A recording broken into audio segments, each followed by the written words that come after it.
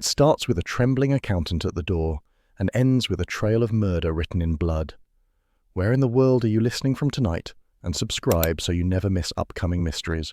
Nero Wolfe and Cramer's Midnight Outburst. The night started going crooked the moment a man in a scuffed grey fedora planted himself on our stoop and rapped on the door like he was checking the hinges for loose screws. I'd just settled into the office to finish a report Wolfe had been nagging about for 2 days, so naturally I got the privilege of door duty. Fritz would sooner swim the Hudson in January than abandon the dining room sanctity to greet a stranger, and Wolfe wouldn't cross the threshold even if the Pope himself was ringing with a peace treaty. So the job fell to me, as it always does. When I opened the door, the fedora looked me dead in the eye and said, "Do you accept clients who might be arrested before breakfast?" It wasn't the usual introduction, but it was original enough to earn him 5 seconds of my attention. He introduced himself as Leonard Bracey, an accountant who had spent too many nights with numbers and too few with sunlight. His coat was damp around the shoulders, and his eyes had the haunted accountancy look I've learned to interpret as either tax season or trouble. Since it wasn't April, it had to be the latter. I let him in, partly because he looked ready to faint, and partly because the night had been dull and Wolfe had been irritable since missing orchid time by 5 minutes.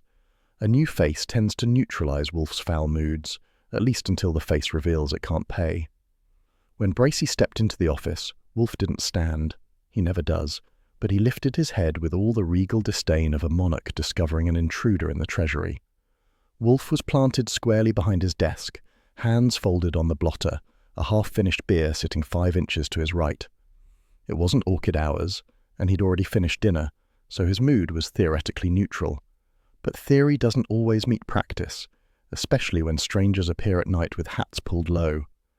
Bracey wasted no time. "Mr. Wolfe, I've been accused of embezzlement. I didn't do it. Someone is framing me, and if they succeed, they'll get away with something far worse." Wolfe's left eyebrow rose. Not both, just the left, which is his version of leaning forward. "Define far worse, sir." Bracey hesitated, which was not the response Wolfe enjoys. If you want Wolfe to take your case, you must deliver your details fast, clean, and without coyness. Even so, Bracey leaned in and whispered about irregularities in his investment syndicate, someone manipulating ledgers, and a shadowy partner threatening to expose him. He spoke like a man whose conscience was spotless, but whose luck had been dragged behind a bus. I watched Wolfe's jaw stiffen. "Archie," he murmured, "record." I slid over to my desk and rolled a fresh sheet into the typewriter, though I kept one eye on our guest. He was trembling, but trembling can be faked. I've seen crooks shake so convincingly they could win an Oscar. Bracey insisted someone inside his firm was using him as a fall guy to keep the police off their trail. All very dramatic, but it lacks specifics. Wolfe doesn't suffer vagueness, and Bracey's nerves were producing vagueness by the bucket. Wolfe's patience thinned visibly. "Your distress is apparent," he said, "but distress is not a credential. If you expect my assistance, you will provide candor." Before Bracey could reply, the phone rang. Wolfe glared as if the bell itself had committed treason and jabbed a finger at me. I answered. "Goodwin," Inspector Cramer's voice came through, rough as sandpaper but not at boiling point. That alone made my eyebrows twitch. "Is Wolfe there?" "He is," I said, "but he's engaged in the delicate procedure of tolerating a visitor." "Put him on," Cramer snapped, but it wasn't full snap, more like fatigue polishing irritation's edges. I handed the receiver to Wolfe. "Inspector," Wolfe said, tone mild. Cramer didn't waste breath. "You've got a man named Leonard Bracey in your office. He's about to be arrested. Don't interfere." Wolfe's eyelids lowered a millimeter. "Arrested? For what?" "Embezzlement. And don't play coy. This isn't a courtesy call. I'm telling you because he's been using your name. We're picking him up within the half hour." A pause. "Don't make this harder than it needs to be." Wolfe's voice cooled but stayed civil. "I thank you for the information, Inspector. I assure you I have no intention of obstructing the NYPD." Cramer actually grunted what passed for him as respect. "All right, just don't start any fires tonight." Then the line clicked. When Wolfe set down the receiver, his gaze drifted to Bracey with the weariness of a man discovering mould in a loaf of the Fritz's bread. "You neglected to mention imminent arrest." Bracey paled. I knew they were close, but not that close. Wolfe lifted one hand in a slow, deliberate arc. Mr. Bracey, deceit by omission or design is intolerable. Archie, show him out. Bracey lurched forward. Please, just let me explain. He didn't get the chance. The bell rang again at 10:52, and this time the rapping belonged unmistakably to the NYPD. I opened it to find Pearlie Stebbins, accompanied by 2 uniforms. Pearlie looked at me with bulldog calm. Evening, Goodwin. We need your guest. Bracey stiffened. Wolfe sighed. Archie, don't impede them. Inspector Cramer was explicit. Pearlie stepped inside. Leonard Bracey, you're under arrest for fraudulent alteration of financial documents. His voice held no malice, just procedure. He cuffed Bracey gently, like he was afraid the man might crumble. As they turned him toward the door, Bracey faltered. His hand brushed mine, fingers twitching. I thought he was just losing balance, but he slipped a folded paper into my palm with the dexterity of a magician palming a coin. Pearlie didn't notice. They marched him out, and the door clicked shut. I turned. Wolfe was watching me with narrowed eyes. Archie, he said, what did he give you? I held up the folded scrap. Wolfe motioned sharply. Open it. Inside was a single line. Ask the Aldous Consortium about the codex. Wolfe's lips compressed. Aldous Consortium, he repeated. Book collectors. I nodded. Rare ones. The kind who use gloves to touch price tags. Wolfe leaned back, fingers steepled. Archie, if Mr. Bracey has embroiled us in a matter he misrepresented, I shall jettison this entire unpleasant affair at once. That'll break his heart, I said. But at least we got a free clue. And a client arrested before paying. That's a new record. Wolfe gave me a frostbitten stare, which I took as the official signal to close the evening's festivities. He reached for the bell cord. Bring beer, he called toward the doorway. Fritz appeared, as always, precisely when desired, carrying a tray with a fresh chilled glass. Wolfe accepted it without acknowledging the miracle of Fritz's timing. I returned to my desk, tapping the scrap of paper against my knuckles, and wondered what kind of rare book circle needed an accountant so badly they'd frame him on a timetable. Archie, Wolfe said quietly, put that in the safe. I don't want it lost. There it was, the protective streak he'd deny until his dying breath. I tucked the scrap into an envelope, stowed it in the safe, and closed the heavy door with a click. When I turned back, Wolfe was finishing his beer.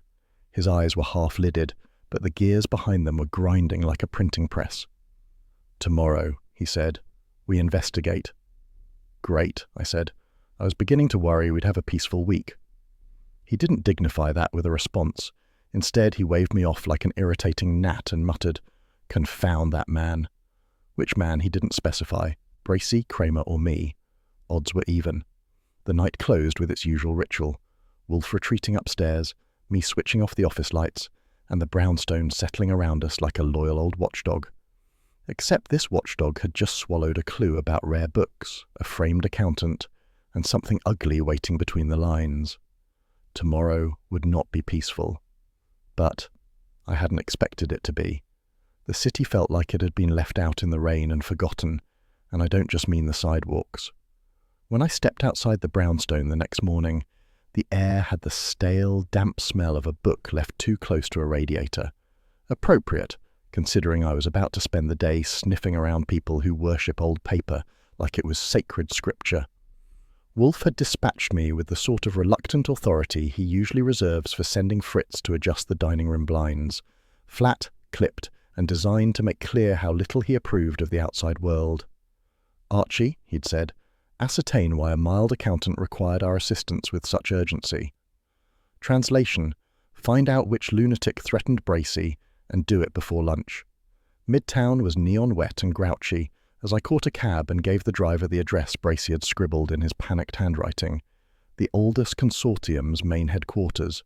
The name alone sounded snooty enough to have a doorman who polished his shoes twice a day and judged you for existing, which, as it turned out, wasn't far off. The lobby was all brass, marble, and the faint smell of someone's expensive cologne trying to mask yesterday's cigar smoke. A receptionist with cheekbones you could cut glass on informed me that Mr. Edmund Kroll, a publisher with ambitions taller than the building, kept his penthouse office by appointment only. I mentioned Wolfe's name, and her posture stiffened like I'd handed her an eviction notice. The elevator ride to the top floor was silent except for the hum of machinery and my own private suspicion that Bracey's troubles were about to multiply like rabbits gone industrious. When the doors slid open, I stepped into a penthouse that could have doubled as a cathedral for bibliophiles. Floor-to-ceiling shelves lined the walls like oak guardians. Leather-bound volumes peeked out with titles in Latin, French, and enough dead languages to fill a museum. The carpet was thick enough to hide a confession under. Kroll was waiting for me near the window, hands clasped behind his back, surveying Manhattan with the haughty air of a man who felt he owned the copyright on the skyline. "Mr. Goodwin," he said, "I presume your employer is taking an interest in Leonard Bracey." "That depends," I said. "If you people are framing him, Wolfe's interest is going to get very enthusiastic." A flicker, barely there, but it was proof Kroll wasn't as serene as he pretended. "Bracey is an accountant," he said, "an agreeable one, but he made the mistake of trusting too many wrong people." "Meaning?" I asked. "Meaning he discovered irregularities he wasn't supposed to discover, and now he's facing consequences." His tone suggested those irregularities involved more than missing lunch receipts. I took a slow stroll past a display case filled with manuscripts, careful not to breathe too heavily around the priceless dust. A thin leather folio sat at the center of the case, its label reading Codex Fragmentum, Origin Unverified. As red herrings go, it was a beauty. Dramatic, suspicious, and probably irrelevant. "Mr. Kroll," I said, "what exactly does this Aldous Consortium do besides collect books nobody actually reads?" He turned from the window. "We preserve history, we curate legacy, we invest in culture." It sounded like something he'd practiced in a mirror. "Bracey have access to the financials?" I asked. "Of course," Kroll said. "Someone must keep the ledgers balanced." "And unbalanced?" I said. His nostrils flared. I was getting warm, but before I could push harder, the door opened and in glided Morella Thinners. She had the quiet confidence of a woman accustomed to handling fragile things, great literature, men's egos, and perhaps the occasional truth. Her dress was black silk, her gloves cream, and her perfume smelled like secrets with a price tag. "Kroll," she said coolly, "you didn't tell me you had company." "Miss Thinnis," he replied, "this is Mr. Goodwin, Nero Wolfe's assistant." She gave me a long look, half amusement, half evaluation. "Wolfe's man, that explains the tie." I glanced down at my tie. It looked fine to me, but fashion commentary wasn't why I was here. "Miss Thinnis," I said, "Bracey claims he's being framed. Care to comment?" Her smile was polite, brittle, and about as honest as a $3 bill. "Mr. Bracey is an excellent accountant, but he was naive. He thought handling the consortium's ledgers was simple arithmetic." "Aren't ledgers supposed to be?" I said. She shrugged. "Not when they involve investments in rare manuscripts worth more than most people earn in a decade." Kroll inserted himself between us, a move I didn't miss. "Archie," he said, "your presence is disruptive. What exactly does Wolfe want?" That was when my pocket buzzed. Wolfe was calling. I stepped aside, but stayed within earshot of the duo. I'm not rude enough to wander, but I'm also not dumb enough to let suspects whisper freely. "Report," Wolfe said. His tone carried mild impatience, which for him was equivalent to anyone else shouting into the receiver. "Kroll's cagey," I told him. "Morella's charming enough to sell ice to Winter. They both admit Bracey handled financials for the group." "Do not be fanciful," Wolfe snapped. "I require precise figures." "Fine," I said, "but they're playing defense." He made a noise close to a snort. "Then penetrate, and Archie, restrict the vaporous banter." I rolled my eyes, which Wolfe couldn't see but would have condemned anyway. "Got it." I hung up and turned to find a third man observing me from the far corner. Harold Quain, the consortium's archivist. He looked like he'd been born nervous and had been practicing ever since. His fingers twitched as he polished his glasses. "You shouldn't antagonize them," he whispered. "Why not?" I asked. "They're powerful," he said. "They have influence, and they don't like disruption." "Then they'll love me," I said. He swallowed hard, then whispered something that made my stomach tighten. "One of us is dead." I stared at him. "Meaning who?" "One of us is dead." He blinked hard. I meant emotionally. Sorry. I'm rattled. I spoke wrong. I stared at Quain, confused. His story didn't match anything I'd seen. Quain blinked.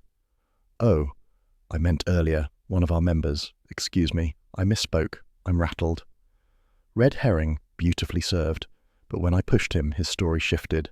Not earlier, not misspoke. He was lying, and lying badly. Before I could corner him, my phone buzzed again. Cramer, this time. I stepped into the hall. Goodwin, he said, tired but controlled. Tell Wolfe Edmund Kroll was just found dead. Just now? Yes, minutes ago. Your visit earlier is going in my report. The world snapped into focus with the clarity of cold gin. And Bracey, I asked. His name's all over Kroll's financials. This homicide ties straight into his embezzlement mess. I exhaled. Inspector, Bracey didn't mention murder. Then he'll have explaining to do. Cramer paused. Tell Wolfe I said thanks for the earlier heads up, and no, I'm not repeating that. He hung up. Inside the penthouse, all 3 consortium members watched me like they expected me to sprout wings or claws. I walked back in slowly. Kroll's dead, I said flatly. Morella gasped. Donda, the broker I hadn't noticed earlier, who had slipped in like smoke, swore softly. Quain nearly collapsed. How? Donda demanded. Neck broken, I said, and before he fell. Morella steadied herself against a chair. Leonard Bracey, she whispered. Not so fast, I said. Bracey's scared stiff and barely keeping his tie on straight. Murder's a different league. They exchanged glances with enough guilt to fill a ledger. I mentally filed the reactions away. It was time to head back. Wolfe needed the news, and I needed a chair that didn't cost as much as a small car. Back at the brownstone, Wolfe listened in silence as I laid out the details, the consortium, their financials, the atmosphere in the penthouse, and the bombshell murder. When I finished, Wolfe's face went dark. Archie, he said, if our arrested client has hidden a murder charge behind his back like a delinquent schoolboy, I will not stand it. I shrugged. But you'll still take the fee if he beats the rap. He gave me the full eyebrow, the one that says I should consider temporary muteness. Before I could deliver a follow-up wisecrack, he tugged the bell cord. Fritz appeared with a tray as though conjured by incantation. Wolfe took the chilled beer, sipped and shut his eyes. A ritual ending if I'd ever seen one, except Wolfe didn't dismiss me. Archie, he murmured, eyes opening, tomorrow we pursue the Aldous Consortium with vigour. Music to my ears, I said. I was afraid this would be a slow week. His snort was eloquent enough to serve as punctuation. I closed the office door behind me, already preparing tomorrow's shoes. The city wasn't done with us, not by a long shot. By the time the next morning dragged itself over Manhattan, the brownstone felt like it was holding its breath. Wolfe had been in the plant rooms for an hour already. Orchid time waits for no man, not even a murderer. And I was in the office sorting out my notes from last night's parade of bibliophiles. At 11:03, the front bell rang with a patient, measured rhythm that couldn't have belonged to anybody except Inspector Cramer. He doesn't barge when things are serious. He knocks. And when Cramer knocks, it's the homicide detective version of thunder muttering far off, warning you to buy an umbrella. I opened the door. He stood there in his overcoat, shoulders hunched against the February cold, cigar clamped in his teeth like a man refusing to surrender the one comfort left to him. "Morning, Goodwin," he grunted. Not angry, just tired. That was worse. "In the office," I said, stepping aside. He walked in with the kind of slow purpose that meant he had something important in his pocket and even less patience in his bloodstream. Wolfe was still upstairs, so I used the elevator buzzer. A moment later, the faint mechanical groan signaled the great man's descent. Wolfe emerged wearing a mustard-coloured house jacket, brow slightly drawn, not from irritation at Cramer, but irritation at orchids being interrupted by homicide. Cramer nodded. "Thanks for seeing me." Wolfe waved a hand. "Sit, Inspector." No frost, no sarcasm. That alone made me check the thermostat. Cramer perched on the edge of his chair. Autopsy on Kroll came in early this morning. He reached into his coat and pulled out a small notebook, his version of a sacred text. He didn't fall down those library stairs. He was struck on the back of the skull with something heavy before he fell. Wolfe's nostrils flared. Intentional staging. "Exactly," Cramer said. Someone wanted it to look accidental. Someone who knew the layout of Kroll's place and knew how to make a shove look like gravity did all the work. I leaned back, folding my arms, which narrows the field to what, 20? 50? The man collected enemies like some people collect overdue bills. Cramer shot me a dark glance. Keep the jokes for when I'm off duty. Right now, we're dealing with a second problem. He flipped a page. Your client, Bracey, altered the consortium financials. But the changes don't hide theft. They hide the same time frame as the murder. Phooey, Wolfe muttered. Cramer continued.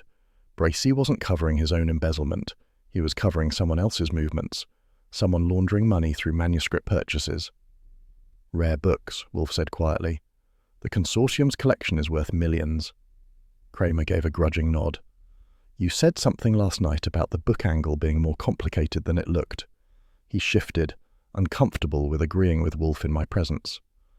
Well, you were right. Wolfe inclined his head a quarter inch, the equivalent of a triumphant bow in other men. Inspector, you are welcome to any facts we discover, provided you do not trample the ones we need. For Cramer, that was almost friendship. He grunted, a sound of professional respect bruised by pride. Fair. He snapped his notebook shut. But I'll warn you, the press is sharpening knives. The Gazette already ran a piece hinting that the consortium's associates might be obstructing justice. Anyone tied to that group, his eyes flicked to me and back, is going to find themselves in the blast radius. I smiled pleasantly. I always wanted my name in print. Cramer snorted. If it shows up tomorrow, you won't like the headline. Wolfe raised a hand. Mr. Goodwin's notoriety can wait. Do you have anything further? Cramer shook his head. Not until I finish interviewing the consortium members. But Goodwin, watch yourself. He stood. All right, Wolfe. I'll wait for your report. That was as close to a handshake as he'd ever come. When he left, Wolfe remained motionless until the elevator hum faded. Then he exhaled sharply. Archie, our client has tested my patience beyond tolerance. I nodded. He forgot to mention he was sitting on a murder charge. Hard to believe that slipped his mind. Wolfe's voice dropped into a dangerous register. I will not tolerate deception. If he has withheld essential facts, I shall abandon him. Sure, I said, but after we bill him, right? His eyes narrowed. I took that as a healthy sign of our usual dynamic returning. He tugged the bell cord. Fritz appeared with his timely precision, carrying a fresh pot of coffee for me and a chilled bottle of beer for Wolfe. Wolfe dismissed him with a nod, then turned to me. You will go to the Tombs, he said. You will pry the truth from Mr. Bracey, or we shall end this misbegotten affair at once. Do I get a crowbar, I asked, or just my winning personality? Use whichever is more effective, sir, he said. I grabbed my coat and headed downtown.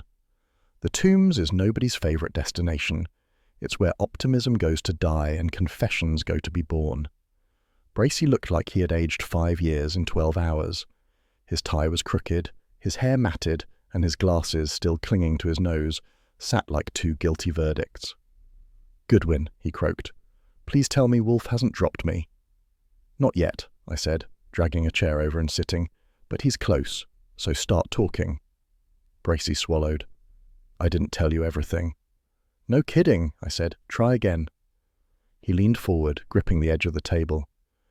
Kroll had something in his private safe. A manuscript. No, not just a manuscript. The manuscript. A lost codex worth more than the rest of the consortium's collection combined. I kept my expression neutral. And you handled the safe? He shook his head. No, but I saw it. He opened the safe the night of the murder. I confronted him about money missing from the consortium accounts, money I thought was being funneled toward a purchase I didn't understand. He told me to drop it. That's when you saw the codex. Yes, he whispered. And then he got a phone call. He turned away, and that's when I saw someone behind the curtains. My eyebrows went up. Someone? A woman, he said. I could only see her silhouette. She stayed still, didn't move a muscle. I didn't realize she was there until the light from the hallway hit the fabric. She was listening. Describe her, I said. I can't. Just the outline. Slim, maybe wearing a hat, that's all. A red herring? Maybe. Or maybe the most important clue yet. When did you leave? I asked. Right after he told me to mind my own business. I thought he was angry at me for accusing him. I didn't know he'd be dead an hour later. He slumped back, defeated. I stood. Bracey, if you're lying now, you're not just sunk, you're dissolved. Stay clean. Wolfe might save your hide if you're truthful. If you're not, he'll drop you so fast you'll get windburn. He nodded miserably. Returning to the brownstone, I found Wolfe in the office, scowling at a stack of book catalogues Saul Pantzer had dropped off. When I walked in, he didn't even look up. Well, he said. He found the codex, I told him, in Kroll's safe, and a woman was hiding behind the curtains. Wolfe's head snapped up. A woman? That's what he says. He closed his eyes. Archie, our motif intensifies. Rare books, hidden manuscripts, secrets in libraries. This is no longer about money. This is about possession. Also murder, I said helpfully. He ignored that. Instead, he tugged the bell cord again. Sharp, decisive. Fritz appeared with a tray for Wolfe's lunch. Timing, 1:00 p.m., right on schedule. Wolfe lifted his napkin. This, he said, is no longer a simple inquiry. It is a labyrinth, and we shall follow its turns. Sure, I said, but after lunch. He glared at me. I grinned back. The day wasn't done with us, not by half. The next morning, if you want to know what makes a grown man chase a shadow through Manhattan, the answer is simple. Have Nero Wolfe tell him to. Wolfe didn't say it outright, of course. He never tells me to run, jump, or sweat. But the meaning was there in his tone when he said, Archie, identify the woman behind Kroll's curtains, which translated in Wolfe speak to, go forth into the city and find the ghost who saw everything and said nothing. So, I left the brownstone at 10 sharp, armed with a fresh notebook, my best suit, and enough skepticism to wallpaper the Empire State Building. Morella Thinners's rare bookshop sat on a quiet block in Midtown, the kind of street where shops whispered instead of shouted, and the awnings looked like they had graduate degrees. Her storefront window displayed illuminated manuscripts under soft golden lamps, and a velvet rope barrier kept the riffraff from fogging the glass with their ore. I pushed inside. A tiny bell chimed a delicate, tinkly sound, exactly the kind of bell that would offend Wolfe, who preferred bells with authority and thickness. Morella emerged from behind a shelf like a stage actress hitting her cue. She wore a tailored grey dress, a string of pearls, and a smile that looked professionally sharpened. "Mr. Goodwin," she said, as though she'd been expecting me. "You were at the penthouse yesterday." "Your memory's impressive," I said. "Or your eyesight." She tilted her head, amused. "I make it my business to notice things. It's a useful skill." That last statement hung in the air like a clue wearing expensive perfume. I wandered the shop slowly, letting my fingers drift near but not touch the ancient bindings. "Let's talk about the night Kroll died." Her smile held. "I didn't see Edmund that night." "That's convenient," I said. "I'm a convenient woman." "Sure," I said. "But were you behind the curtains in his library while he opened his safe?" The pearls around her neck went still. The smile faded by half a degree. Nothing dramatic, just enough for me to file away for later. "I was not," she replied crisply. "I was home, cataloguing new acquisitions." "Got witnesses?" I asked. Her eyes hardened. "Books don't require witnesses." I shrugged. Red herring delivered, received, and archived. I drifted behind the counter, ignoring her disapproval. A ledger lay open, neat handwriting listing acquisitions, valuations, and buyers. The entries were flawless. Too flawless. Anyone who keeps perfect books does it for one of two reasons. They're diligent, or they're hiding something. In rare book circles, diligence was as common as honesty at a poker table. Morella crossed her arms. "Mr. Goodwin, are you implying something?" "Not until you give me a reason," I said. "Though watching you stand there with that knife-edge smile makes it tempting." She exhaled, annoyed. "You're wasting time. I did not see Edmund Kroll. I don't know who did. And I certainly didn't step behind his curtains." "Funny," I said, "because someone did. And she was slim, wearing a hat maybe. Sound familiar?" Her gaze flitted to the side for one fraction of a second. It was all I needed. Before I could press, my phone buzzed. I excused myself and stepped outside onto the wet sidewalk. "Goodwin," Saul Pantzer said without preamble. "And if there's a man who knows how to skip greetings, it's Saul. I found something about your codex." "Let's hear it," I said. That manuscript wasn't just rare, it was stolen from a monastery in the French Alps in 31. It vanished during a fire. 2 monks died.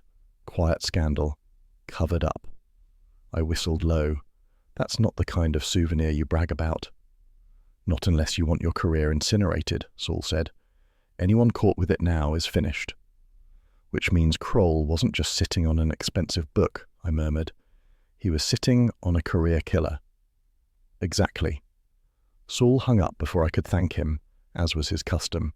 I pocketed the phone, my brain spinning fast enough to power a small appliance, a stolen codex, a silhouette behind curtains, and a rare book dealer who had just lied to my face. Lovely. When I returned to the brownstone at 12:30, Wolfe was at his desk demolishing Fritz's braised duck with the focus of a scholar deciphering ancient text. The aroma filled the office with enough culinary charm to distract a man from homicide, but not Wolfe. He swallowed slowly. Report. I summarized my morning, Morella's brittle denials, her careful ledger, and Saul's news about the Codex's criminal pedigree. Wolfe listened, fork poised mid-air. Pfui, he said finally, setting the utensil down with disdain. A manuscript stolen from a monastery. We are now entangled in ecclesiastical absurdity. If it helps, I said, the monastery's probably over it. Wolfe shot me a glacial look. I continued. Morella lied. She wasn't just avoiding the question, she dodged like a prize-fighter. She was behind the curtains, Wolfe concluded. Or she knows who was. Before I could answer, the bell rang. 2 sharp knocks, professional, irritated. Cramer, again. I opened the door. The inspector strode in with a file under his arm and the temperament of a man forced to read nonsense for breakfast. Wolfe, he said, nodding stiffly. Wolfe dabbed his mouth with a napkin. Inspector. Cramer slapped the file on Wolfe's desk. Fingerprint report. Bracy's prints were on Kroll's safe. Wolfe didn't flinch, but the temperature in the room dropped. Interesting. Don't be coy, Cramer snapped. Then, realizing he'd raised his tone, he exhaled. Look, I'm not accusing him of murder, but he opened that safe, and if this codex is what everyone says it is, motives get ugly fast. I leaned against the bookshelf. Maybe someone planted the prints. Cramer turned. Possible, but if this is a frame job, it's elegant. Too elegant. Wolfe steepled his fingers. Precisely. Cramer's eyebrows lifted. You agree? Wolfe nodded once, and that nod from Wolfe was the equivalent of a hearty handshake from any other man. Cramer rubbed his face. Fine. I'll keep the pressure off Bracy for the moment, but Wolfe, if I get burned by this, I'll bring every warrant the DA can sign. Wolfe inclined his head. You are welcome to pursue justice, Inspector, provided you do not trample ours. Cramer grunted, which in his language meant, all right, you win this round. Then he left without slamming the door, which was the closest he'd ever come to a peaceful goodbye. Once he was gone, Wolfe glared at me as though I personally invited fingerprint evidence into our home. Archie, he said gravely, your suggestion yesterday that we host all suspects here was juvenile. It was inspired, I corrected. It was whimsical. Those aren't mutually exclusive. He thumped the desk. Archie, your whimsy will one day be our ruin. You say that like it's a bad thing, I replied. Wolfe closed his eyes. We are dealing with a perilous manuscript, an ambitious consortium, and at least one murderer. We will not compound danger with gaiety. You're no fun, I said. He opened his eyes. I am not meant to be. Despite the grumbling, I saw the telltale flicker of concern, the tiny twitch at the corner of his mouth that meant he was thinking about my safety rather than his inconvenience. He'd deny it until the end of time, but Wolfe doesn't send me into danger lightly, and rare book murders counted as danger, especially when monks, thieves, dealers, and million-dollar manuscripts were involved. So what's next? I asked. Wolfe reached for the bell cord and gave it a firm tug. Fritz appeared with the punctuality of a Swiss train, bearing Wolfe's chilled glass for his post-lunch beer. The ritual grounded Wolfe like a cathedral bell. He lifted the glass, took one slow sip, and stared at the far wall. Next, he said, we excavate the secrets of the Aldous Consortium, every layer. And the woman in the curtains.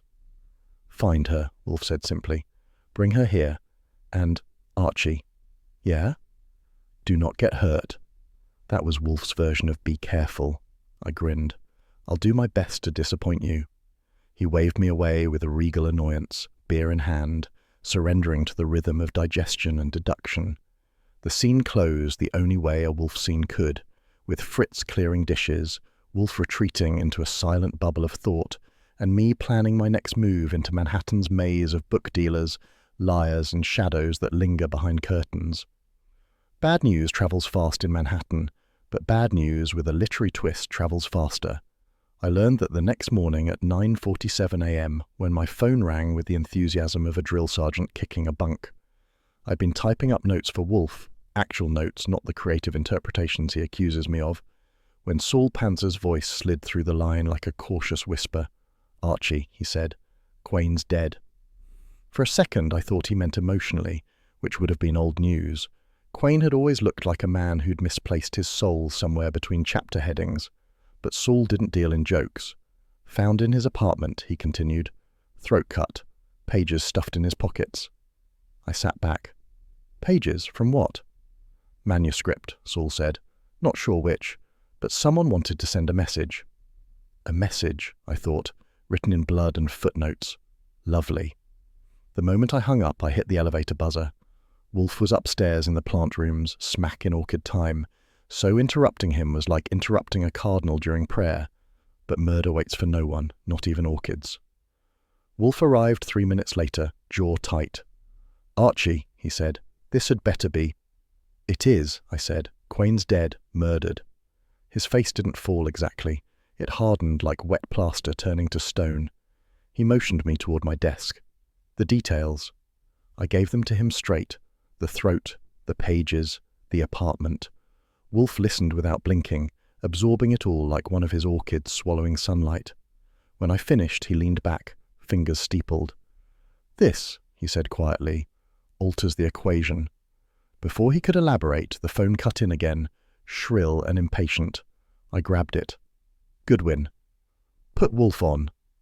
"Cramer," and not in the mood for small talk. I handed Wolfe the receiver. "Inspector," he said, polite but cool. Cramer's voice poured through the line like gravel. "For God's sake, Wolfe, if you know something, spit it out before this city lights its hair on fire." Wolfe's eyelids lowered. "I know nothing yet worth uttering." There was a long, stormy pause, not loud, not hostile, heavy. "Fine," Cramer said finally, voice dragged down by duty. "But don't sit on anything." Then he hung up. Wolfe set the phone in its cradle with the care of a man handling a bomb. "Archie," he said, "we are dealing with someone eradication-minded. This is not about money. It is about provenance, lineage." "Of the codex?" I asked. "Of whatever secrets the codex contained," Wolfe corrected. Before I could answer, the Gazette landed on our stoop with a thump that suggested dissatisfaction. I retrieved it and brought it in. Page 2 featured our new least favourite headline, "Wolfe Stonewalls Police in Rare Book Murder Web." The accompanying article was by some hack who'd clearly never spoken to Wolfe but thought obstruction made good ink. Wolfe regarded the paper the way most people regard cockroaches. "Lon Cohen will hear about this," he said, "preferably in language that sears." "I'll prepare a telegram," I offered. He snorted. "Do not be juvenile." At 12:11 Saul called again, but his tone had lost its earlier sharpness and was drifting into red herring territory I recognized immediately. "Archie," he said, "I got a name. A dealer on the Lower East Side. Mikko Traven. Crooked as a corkscrew. Heard he might have fenced something big lately." I relayed the message to Wolfe. He didn't even flinch. "No," he said. "No what?" I asked. "No to Mr. Traven. Too crude. Whoever orchestrated this would not entrust the codex to a gutter-level peddler. Our quarry is subtle, fastidious." Saul heard Wolfe's refusal through me and merely said, "Worth checking," before hanging up. Everything was worth checking to Saul, which is why Wolfe trusted him. But Wolfe's instincts were rarely wrong. Wolfe stood. "I require sustenance," which meant lunch. And right on cue, Fritz appeared in the doorway, never calling from the kitchen, never announcing himself, bearing a tray loaded with roast guinea fowl, herb potatoes, and a salad featuring tiny greens no sane person could identify. Wolfe nodded, and Fritz glided out. As Wolfe ate, I typed up my notes on Quain. At 1:27, I finished the first page. A knock sounded. Cramer again. This time without even a puff of bluster, just a weary cop with a folder under his arm and ink smudges on his fingers. "Wolfe," he said by way of greeting. "Inspector," Wolfe said, remaining seated. Cramer stayed standing. "Quain's neighbour heard movement around 9 last night. No sign of forced entry. And get this." He slid a photograph onto Wolfe's blotter. Pages from a manuscript, jammed in his pockets like someone wanted to mock him. Wolfe peered at the photo. "Not mockery," he said. "Erasure." Cramer's shoulders sagged. "Whatever it is, the press is killing me. They think we're letting this consortium mess spiral into a circus." I offered him a chair. He took it, rubbing his forehead.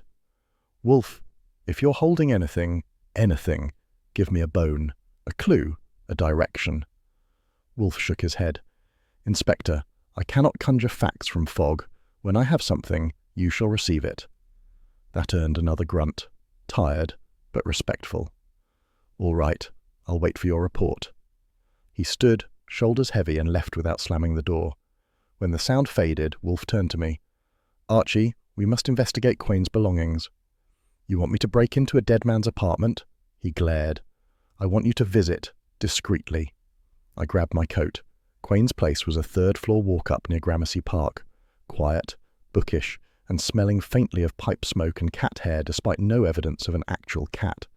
The police had cleared out, leaving the stale echo of violence in the air. I examined the shelves first. Rows of manuscripts, personal diaries, and correspondence. Then I found it. A fragment. Torn. Stuffed behind a chair as though discarded in haste. I slid it out and held it to the light. The edge was ragged, irregular, matching in my memory the tear I'd seen in one of Morella Thinners's manuscripts. Bingo. But I didn't pocket it. Canon rules are canon rules. I examined, noted, replaced, and wrote everything down in my notebook, including the tear pattern and the faint ink marks. A red herring caught my eye. A letter from some European collector complaining about lost opportunities. But it was outdated by years. Irrelevant. I left it. Once back at the brownstone, Wolfe was pacing, a rare sight and as unsettling as seeing a cathedral dance. He stopped when I entered. "Well?" I handed him my notes. He read quickly, lips tightening. "A torn fragment," he murmured, matching Miss Thinners's page. "Looks that way," I said. His eyes flashed. "Archie, the motive grows darker. Not acquisition, not profit, authenticity." "Kill for the real thing?" I asked. "Kill to protect it," Wolfe said, "or kill to hide it.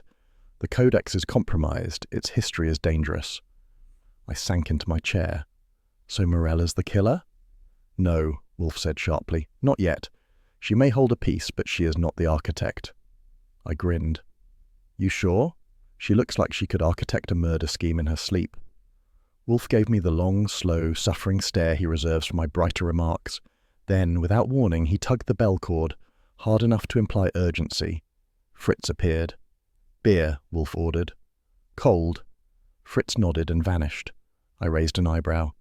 "A beer at 2:15? Breaking your routine?" "This case," Wolfe said darkly, "is an affront to order."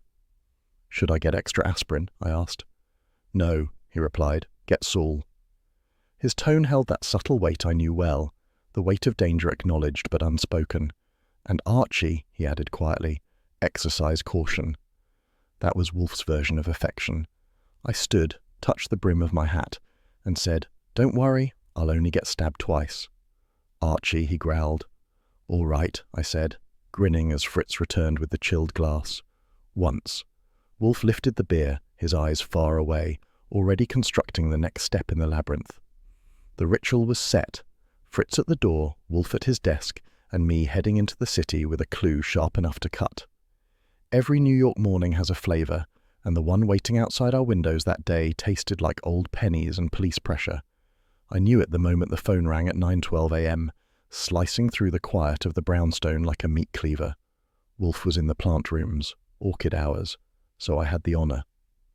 "Goodwin," I said. Cramer's gravel rolled down the line. "Archie, tell Wolfe this dance is over. If he keeps holding out, I'm coming with warrants. Plural." I glanced instinctively toward the plant room elevator, as if Wolfe might telepathically sense the insult. "Inspector, you know he won't take that kindly." "Tell him to take it however he wants," Cramer shot back. "We need the codex, we need answers, and I'm done waiting." No shouting, just pressure applied with the quiet certainty of a man tired of chasing shadows. When he hung up, I took a breath, wondering whether to disturb Wolfe mid-petal.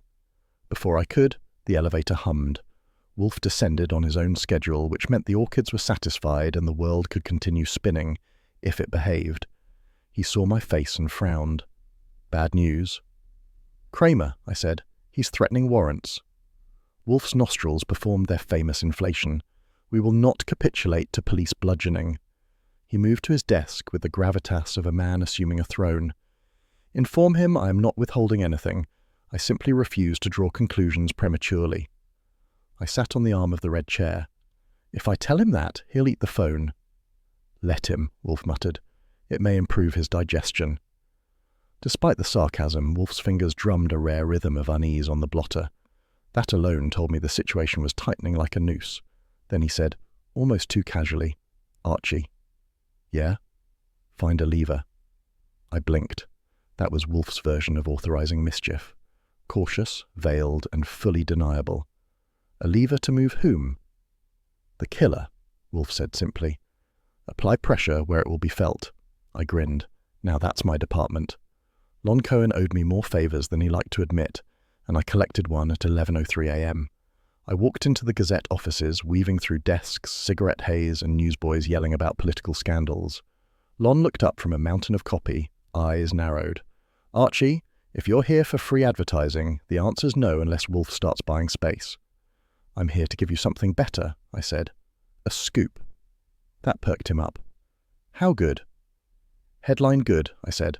"Wolfe has located the missing codex." Lon's eyebrows nearly exited his forehead. "Are you serious?" "Deadly." I didn't blink. Wolfe wanted a lever, and this was a crowbar. Lon scribbled notes. "Can I print this?" "By all means," I said. "Make it dramatic." He grinned like a cat finding cream on sale. "Leave it to me."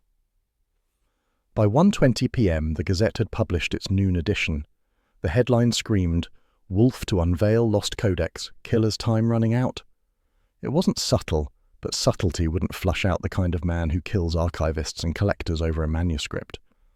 Back at the brownstone, Wolfe sat in the office tearing into Fritz's veal, pretending not to care about the newspaper Lon had dropped off, but his eyebrow tucked upward when he saw the headline. "Archie." "Yes, sir." "You leaked this." "Maybe."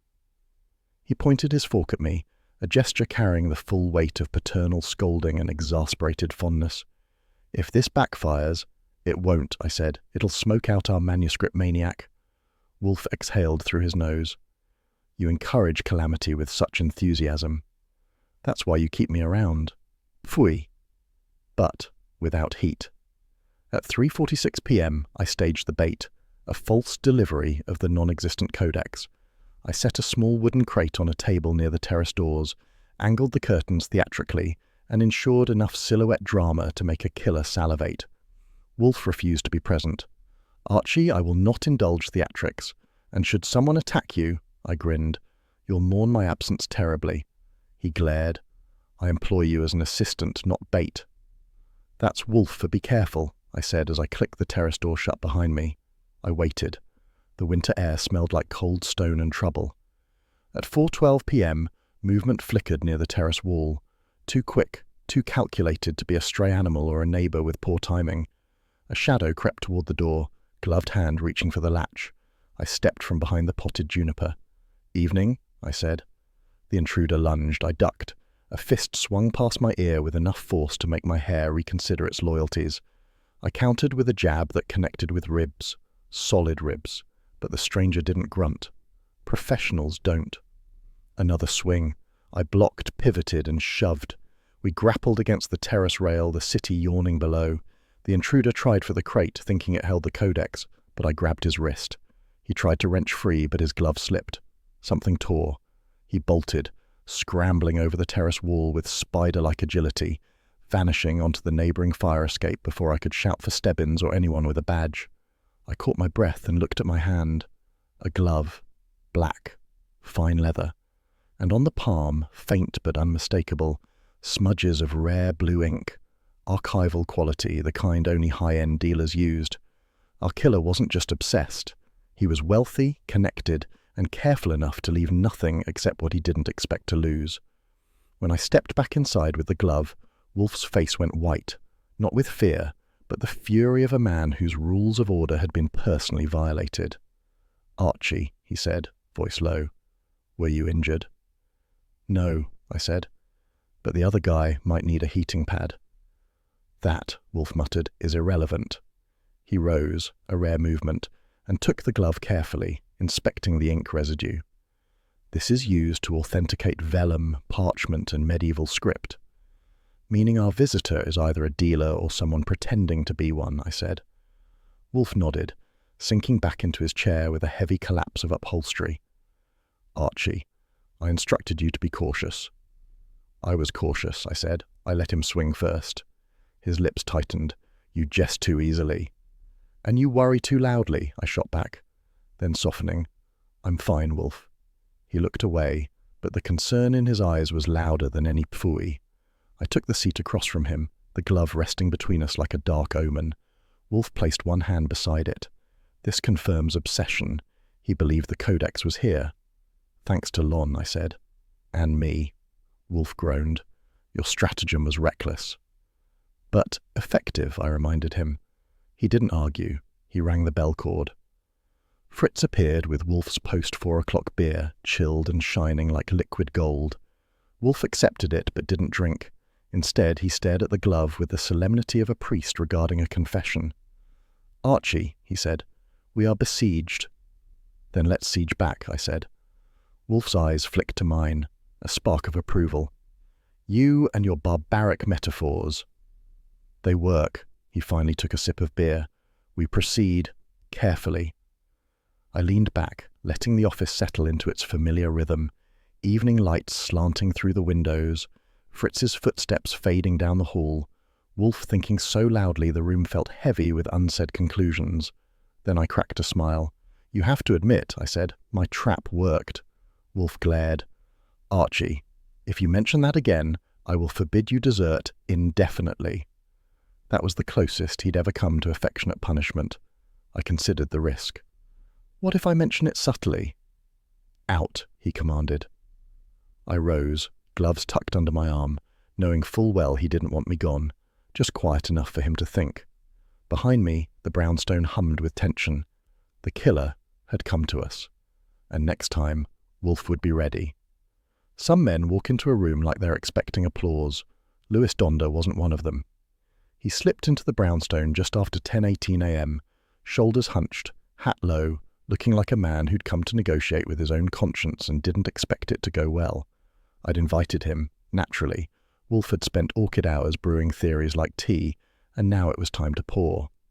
"Mr. Donder," I said as I steered him into the office, "welcome to the safest room in Manhattan." He snorted. "Safe? With you and Wolfe breathing down my neck?" His voice carried the dry rasp of someone who drank more gin than water, and whose friends usually sent condolences instead of birthday cards. Wolfe looked up from his desk, fingers tented, eyes cool.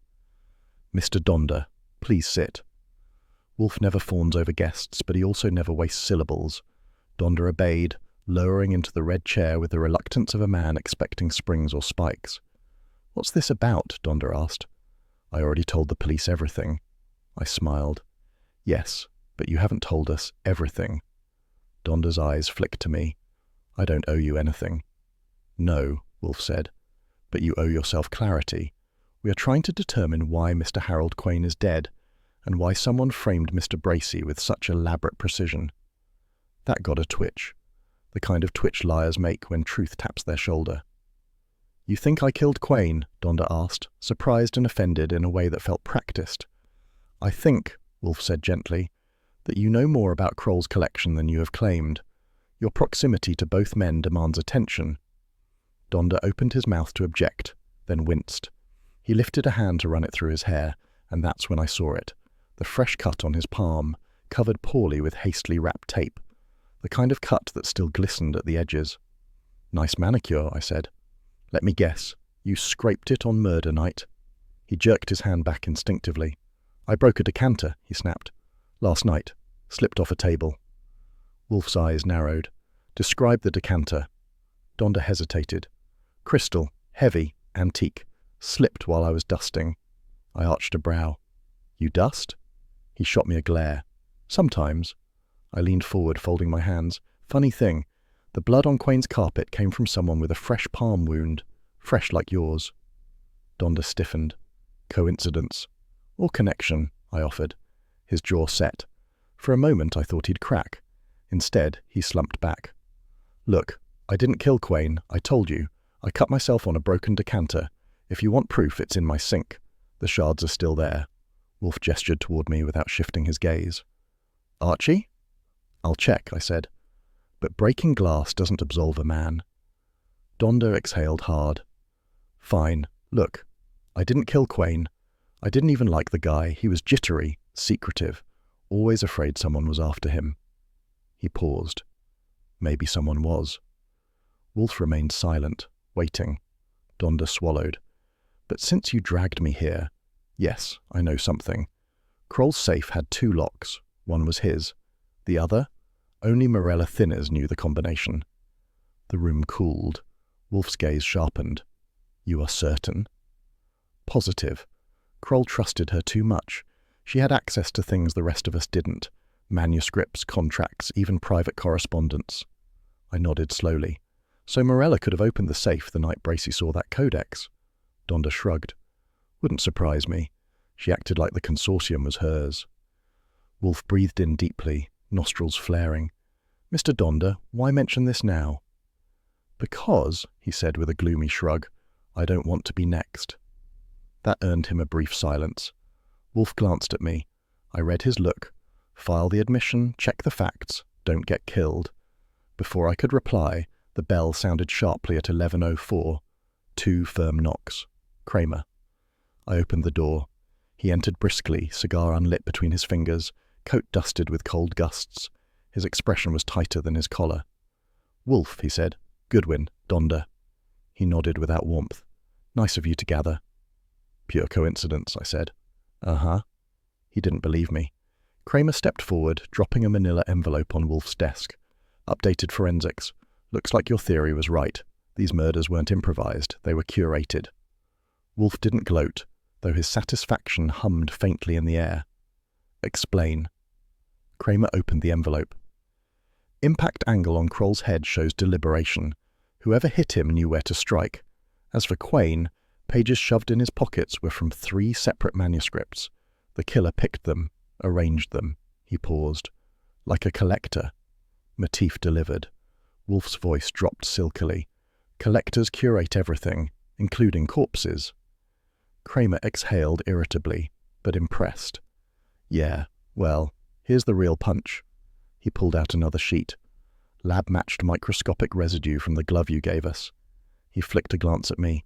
Nice catch, Goodwin. I like to keep busy, I said. Cramer tapped the paper.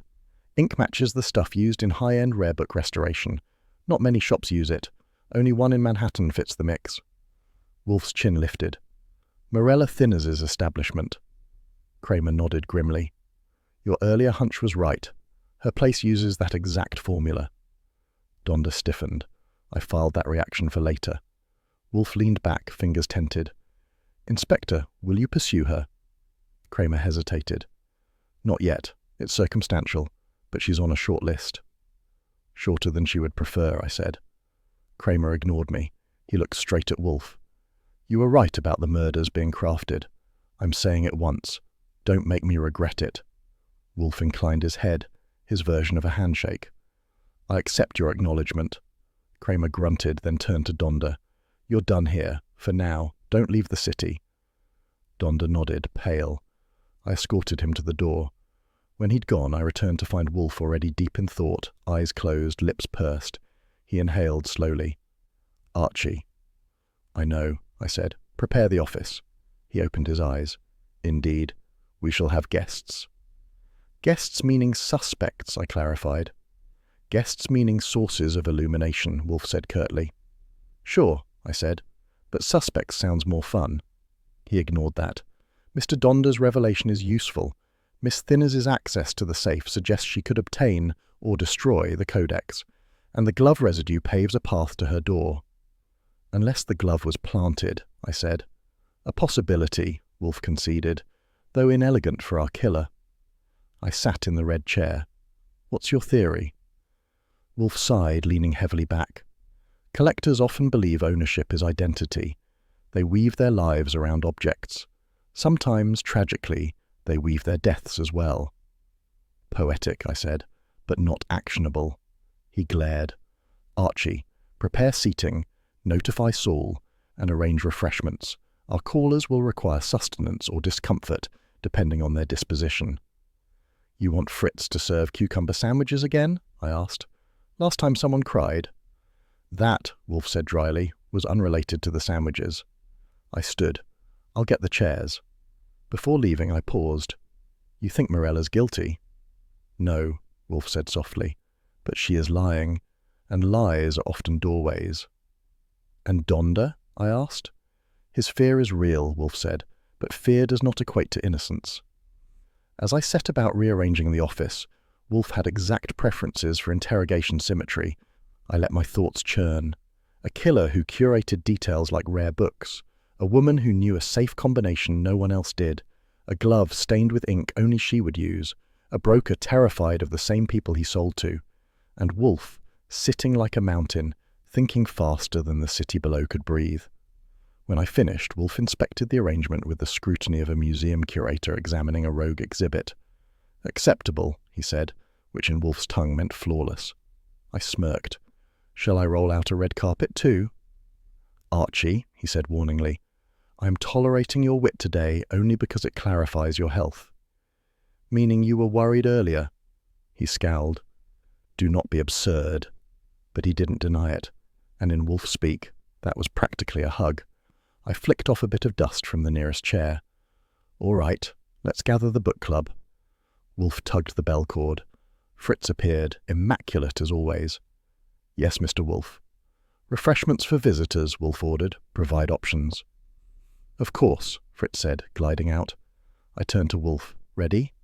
He nodded once. Let us confront those who curate death. And with that, the brownstone shifted into its next phase, the waiting room of truth, armed with chairs, accusations, and the sharpest mind in Manhattan. Some nights the brownstone feels like a fortress, and some nights it feels like a stage. That evening, at 8:03 p.m., it was both. The office lights glowed warm against the dark windows, turning the glass into mirrors that threw our reflections back at us. Wolfe behind his desk like a dormant volcano, me patrolling the carpet with the restless glide of a maitre d' at a murder-themed banquet, and the suspects arranged in carefully measured discomfort. Wolfe had said, Archie, prepare the office, and I had obeyed. That meant 3 chairs angled precisely, one positioned to encourage honesty, one to encourage fear, and one for the person we hadn't yet decided how to treat. Tonight, we needed 4. Our cast, Morella Thinnes, Lewis Donder, Bracey's boss, one Milton Greening, and Quain's assistant, an anxious young man named Arnold Dill. Fritz had delivered refreshments earlier, sparkling water, small sandwiches, and Wolfe's post-dinner beer, now waiting in its chilled glass. Wolfe hadn't touched it yet. Volcanic rumblings were more important than hops. I opened the door at 8:11, ushering the group in one at a time. Morella entered first, her elegance sharp enough to slice vellum. She wore a black velvet coat and gloves that probably cost more than my wardrobe combined. Donder slouched in behind her, pale and jittery. Greening carried himself like a man accustomed to lecturing subordinates. Dill looked ready to faint or flee, maybe both. They settled uneasily. For a moment, the only sound was the tick of the office clock. Wolfe cleared his throat. The air tightened. Ladies and gentlemen, he began with that rich, unhurried cadence that made people sit straighter whether they wanted to or not. Thank you for accepting my invitation. Murder, as you are aware, has a way of unraveling civilizations, small and large. Tonight, we endeavour to restore order. Greening bristled. Mr. Wolfe, I was told this was a discussion, not an interrogation. It is precisely what I choose it to be, Wolfe said calmly. Archie, circulate. That meant I was in charge of pressure, pacing both the room and the suspect's nerves. I started moving slowly, deliberately, letting my eyes linger on each of them to see who reacted to which shadow. Morella avoided my gaze entirely. Donda twitched whenever I passed behind him. Dill kept wiping his palms on his trousers. Greening glared as though the glare alone could deduct my salary. Wolfe leaned forward. "Miss Thinnis," he began, "you deal in origins, provenance, authenticity. You sell objects whose value depends entirely upon their lineage. A codex whose history is uncertain is worthless." Morella's chin lifted. "That is correct." "And yet," Wolfe continued, "your own records for Mr. Kroll's codex are incomplete." Her lips tightened. There were gaps. "Gaps," Wolfe echoed, "which you refused to explain when Mr. Quain sought clarification." She shifted, hardly noticeable unless you were me, and I notice everything.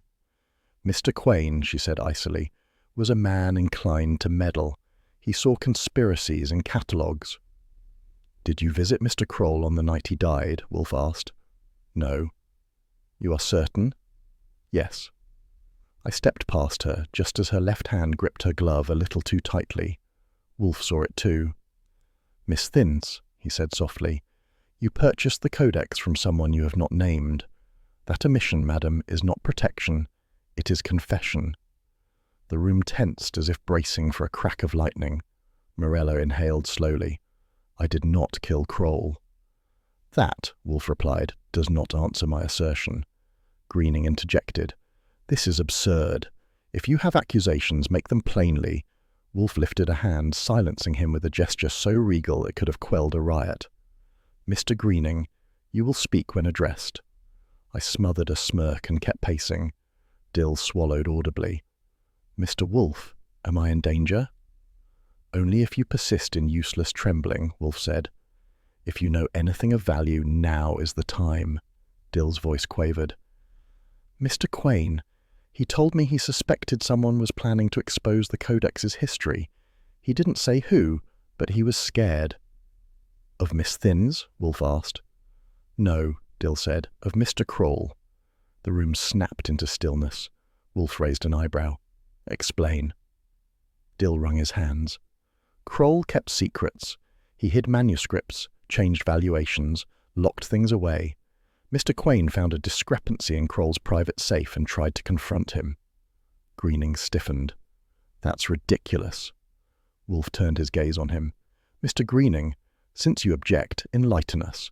Why did Mr. Kroll maintain a private safe at the penthouse? Surely the consortium's archives sufficed." Greening hesitated just a fraction too long. "Kroll believed in redundancy." Wolfe's tone flattened. "He believed in concealment." Donda shifted uncomfortably. "Kroll liked to control the narrative. He'd rewrite a ledger entry if he thought it made the manuscripts more valuable." I paused in my pacing. "Did he do the same with the codex?" No one answered. The silence was thick enough to spread with a knife. Wolfe leaned back. "Miss Thinns, your reluctance to reveal your seller is increasingly conspicuous. If that individual provided a forged provenance, Kroll's position as consortium head would be jeopardized. Reputation, after all, is as fragile as parchment." She glared. "My reputation is intact." "For now," Wolfe said. She flushed, rare for her. "Kroll threatened me," she snapped suddenly. "He said if I didn't retract my acquisition and label the codex unauthentic, he would ruin me publicly." The confession dropped into the room like a cannonball. Donda swore softly. Dill's eyes widened. Greening's chair squeaked. Wolfe inclined his head. At last, candor. "But I did not kill him," she insisted. Wolfe's tone remained unchanged. "Who sold you the codex?" She closed her eyes.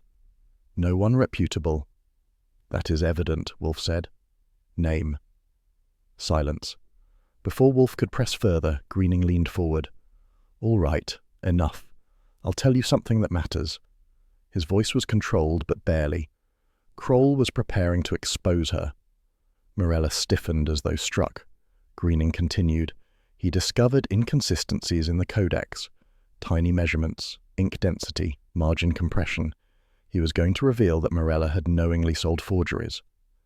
That's a lie, she hissed. It's the truth, Greening said coldly. He had documents. He told me the night before he died.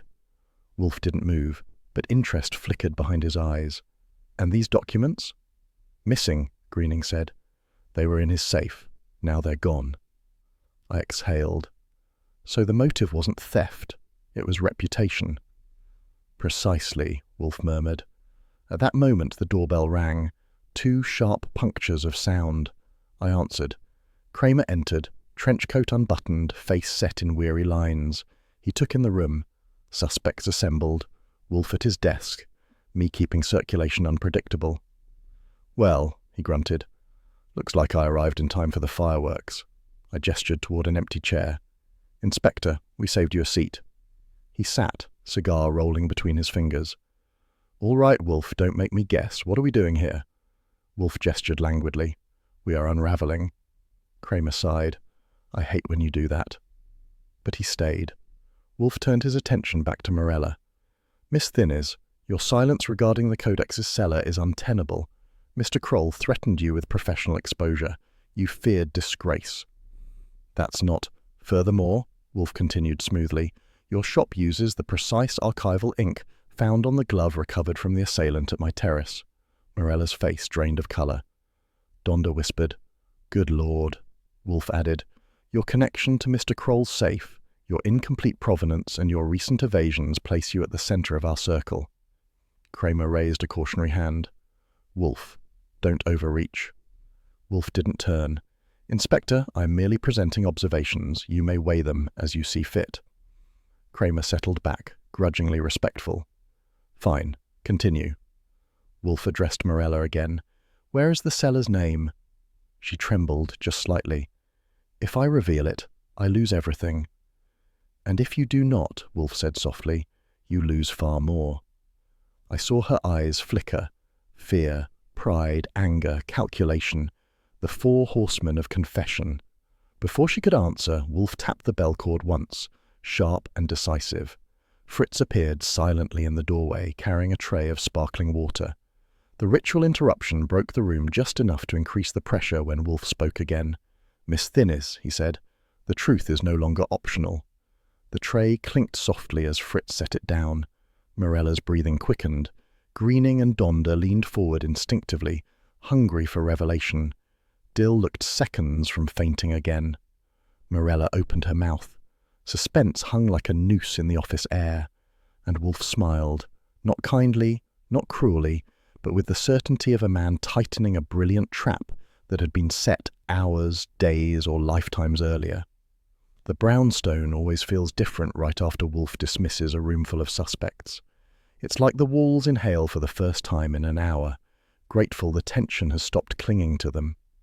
When the last of our guests had shuffled down the front steps, Morella shaken, Donda sweating like a snowman in July, Greening muttering about reputations, and Dill stumbling over his own shadow, Wolfe waited until the door clicked shut at 9:26 p.m., then gave a single word. Archie. I closed the door, slid the bolt and turned.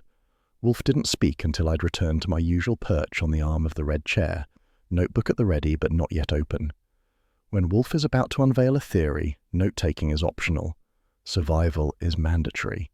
He exhaled, heavy but focused. We proceed. That was the starter pistol. He leaned back, eyes half closed, not in fatigue but in orchestration. To begin, Miss Thinnes. I nodded.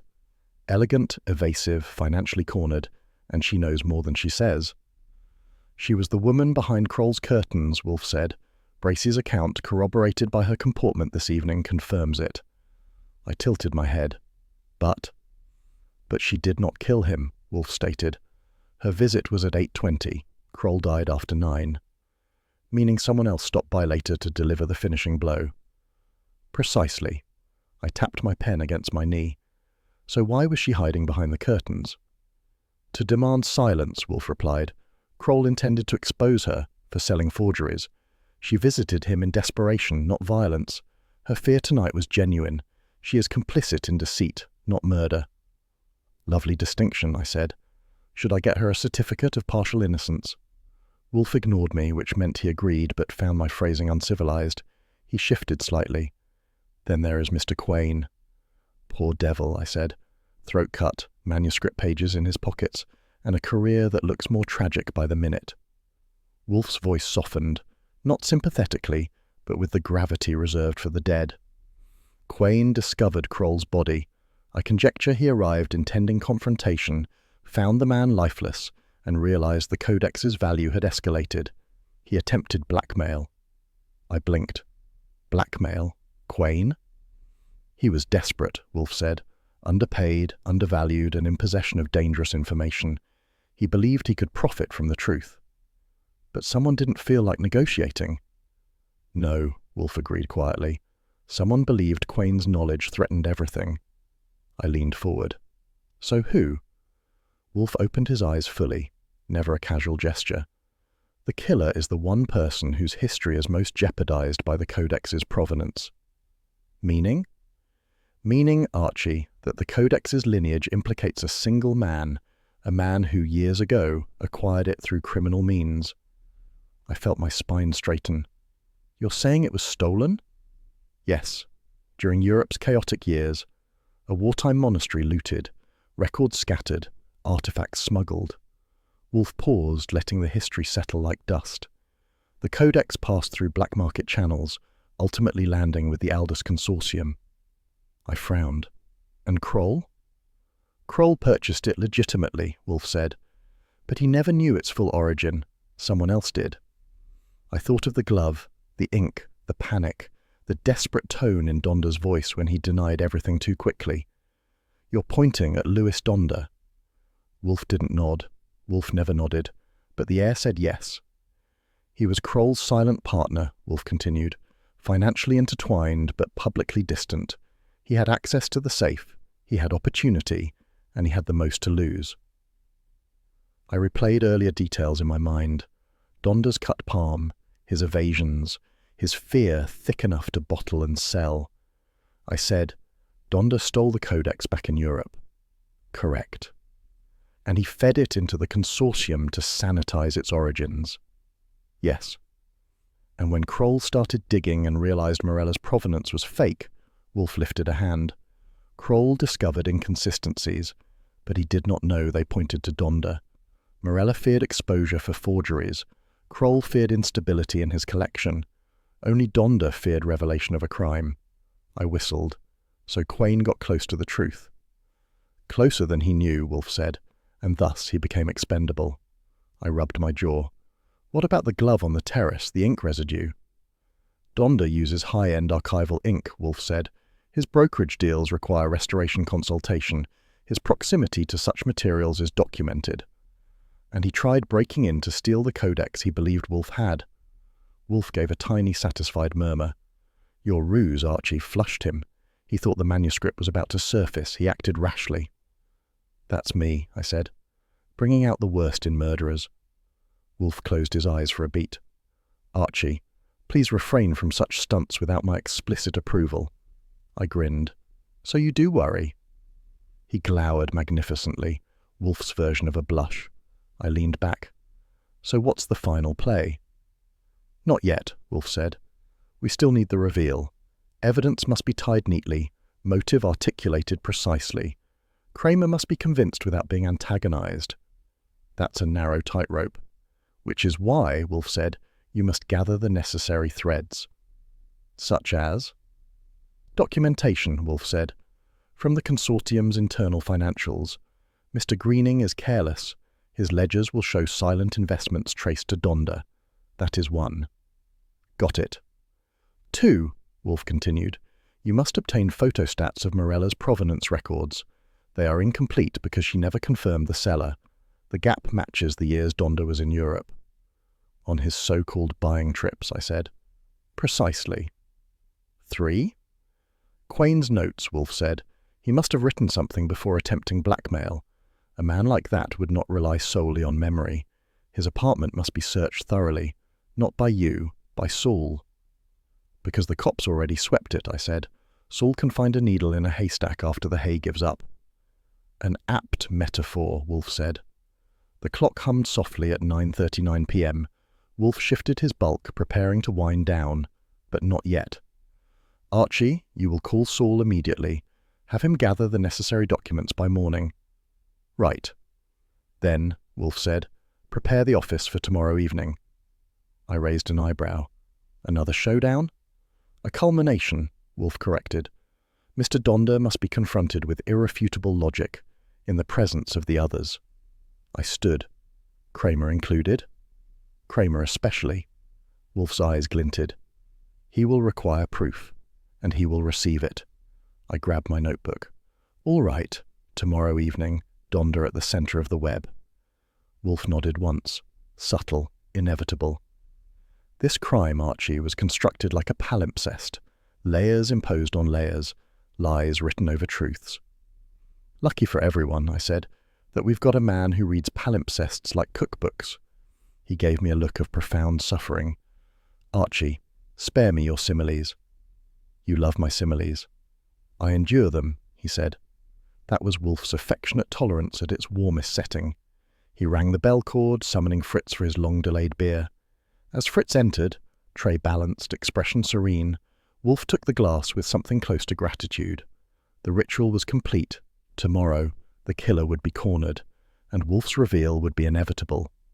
By 7:58 p.m., the brownstone had the atmospheric tension of a courtroom built out of mahogany, suspicion, and Fritz's impeccable dusting habits. The suspects gathered in Wolfe's office like mismatched chess pieces awaiting checkmate. Morella stiff as a carved queen, Greening perspiring through his collar, Dill shaking like a cornered pawn, and Louis Donder trying very hard not to look like a guilty bishop. Cramer sat to one side, cigar unlit but chewing marks etched into its end. Pearly Stebbins lurked near the bookshelves, arms folded, stance wide, expression bulldogish enough to frighten a mastiff. Wolfe, of course, was the king, immovable, irrefutable, seated behind his desk with the calm of a man who already owned the truth and was merely deciding when to unwrap it. I stood in my usual circulation pattern, leaning casually on the globe stand or drifting behind chairs like a one-man weather system designed to keep suspects perspiring. Wolfe began without fanfare. "Ladies and gentlemen, we assemble tonight to dispel shadows. Murder thrives in darkness. We shall not permit that." Cramer grunted. "Just get to it, Wolfe." Wolfe ignored that. "Archie." I dimmed the lights slightly, Wolfe's preference for dramatic contrast, and then resumed my orbit. Wolfe folded his hands. "The matter concerns provenance. In the rare book world, authenticity is its own kingdom. A manuscript without lineage is orphaned. A manuscript with falsified lineage is evidence." Morella flinched, but Wolfe didn't look at her yet. "Kroll possessed such a manuscript," he continued, "a codex whose origins pointed not to scholarly acquisition, but theft. Theft committed during Europe's wartime chaos." Dill gasped softly. Donder didn't. Wolfe's eyes drifted to Donder like a slow-moving spotlight. "Mr. Donder stole the codex years ago. To profit from it, he used the Aldous Consortium as a laundering mechanism, its veneer of legitimacy masking the rot beneath." Donder tried to scoff, but it came out thin. "You're insane." "No," Wolfe said, merely observant. Greening leaned forward. "This is preposterous. Donder, he barely files paperwork correctly." "That is facade," Wolfe said. "His incompetence is convenient camouflage." I couldn't resist. "Like wearing a clown nose to hide you're a bank robber." "Archie," Wolfe murmured, not approving but not reprimanding either. Cramer tapped the cigar against his knee. "Wolfe, so far this is theory." Wolfe raised a finger. "Not merely theory. Evidence." He glanced at me. I retrieved the glove from Wolfe's drawer, preserved in a plastic sleeve Cramer had provided, and laid it gently on Wolfe's blotter like an exhibit. Wolfe did not touch it. "This glove," he said, "was torn from the assailant on my terrace. That assailant believed I possessed the codex. Why? Because Archie, with delightful recklessness, leaked such a rumor." I gave a courtly bow. No one clapped. Wolfe continued. "The intruder attempted entry at 4:12 in the afternoon, a desperate hour for a desperate man. What was he after? The manuscript that could destroy him." Donder stiffened visibly. Pearlie closed in by 2 inches, silent as a stone wall. Wolfe gestured to the glove. Inside its cuff, microscopic traces of an ink compound were discovered. The NYPD forensics team noted the ink's unique density and pigment blend. Cramer muttered, "Got the lab report right here." Wolfe inclined his head. "That particular ink is used for high-end restoration. Miss Thinners's shop uses such ink, but not this formulation." Morella straightened, relieved. "This blend," Wolfe said, "contains an additional binding agent, cadmium-based, exceptionally rare. Only one dealer in Manhattan is known to use it on a private workbench." The room held its breath. "Louis Donder," Wolfe said. Donder's reaction was too slow, too stunned, too guilty. "That's a lie," he snarled. "My workbench was examined," Wolfe said, "by Saul Panzer this afternoon, under authorization from Mr. Greening, who wished to avoid scandal." Greening blinked. Yes, I gave permission." Wolfe went on smoothly. "Saul discovered cadmium ink residue matching the glove. He also discovered a pair of gloves missing from your drawer and a half-cleaned brush showing the same components. Furthermore," he paused, savouring the moment, "the brush fibres matched the fragment found in Quain's pocket." Dill nearly fainted. Morella's hand rose to her throat. Cramer straightened slowly, the weight of the revelation settling onto his shoulders. Pearlie tightened his stance like a man awaiting the signal to pounce. Donder's voice cracked. "This is all circumstantial." "No," Wolfe said sharply. "It is cumulative. Kroll threatened to expose the Codex's questionable history. You confronted him in his penthouse. After Miss Thinners departed, you arrived, armed not only with panic, but with a heavy object from Kroll's own shelves. You struck him, concealed the true motive, and arranged the scene," I added. "And you left your blood on Quain's carpet later, after cutting yourself on your own broken glass." Donder paled further. Wolfe continued. "When Quain stumbled upon Kroll's body, he pieced together just enough to endanger you. He attempted blackmail. You lured him home. You silenced him." Dill moaned. Morella covered her mouth. "And you framed Bracey," Wolfe finished, "because chaos fogs truth. An embezzlement narrative, hastily constructed, but calculated to distract the NYPD with numbers and ledgers, bought you time." Donder's breathing went shallow. His eyes darted like trapped birds. "Mr. Donder," Wolfe said, "your murders were curated, but provenance, like guilt, leaves its trail." A pulse of silence rippled across the room. Then Cramer stood, slowly, heavily, with the gravity of a man accepting a truth he wishes he didn't need from a man he wishes he didn't respect. His jaw tightened, but his voice was steady. "That'll do, Wolfe." Pearlie grabbed Donder just as he lunged, not at Wolfe but at Morella. Stebbins shoved him down with a forceful grip and snapped the cuffs on. Donder finally broke, shouting fragments of confession, half-denials, and desperate pleas tangled together like torn pages. Cramer didn't gloat, didn't smirk. He just exhaled deeply, the exhaustion of duty etched into the lines of his face.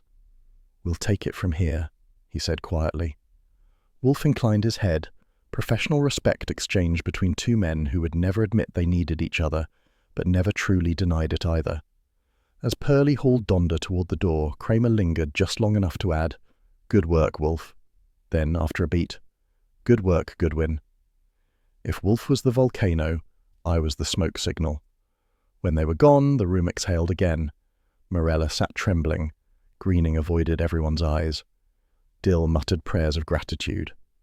Bracey, released earlier from custody, stood uncertainly near the door. "Mr. Wolfe, I don't know how to thank you." Wolfe waved a dismissive hand.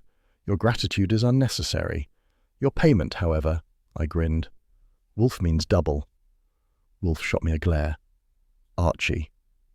You said you endured imbecilities." "Archie." I winked at Bracey. He earned it. When they all left and the office was ours again, I stretched. "Well, that wraps it. Think I'll start collecting rare books myself. Maybe a codex. Something small." Wolfe's head snapped up as though I'd proposed juggling dynamite. "Archie, you will not." Which, naturally, was my cue to laugh all the way to my desk.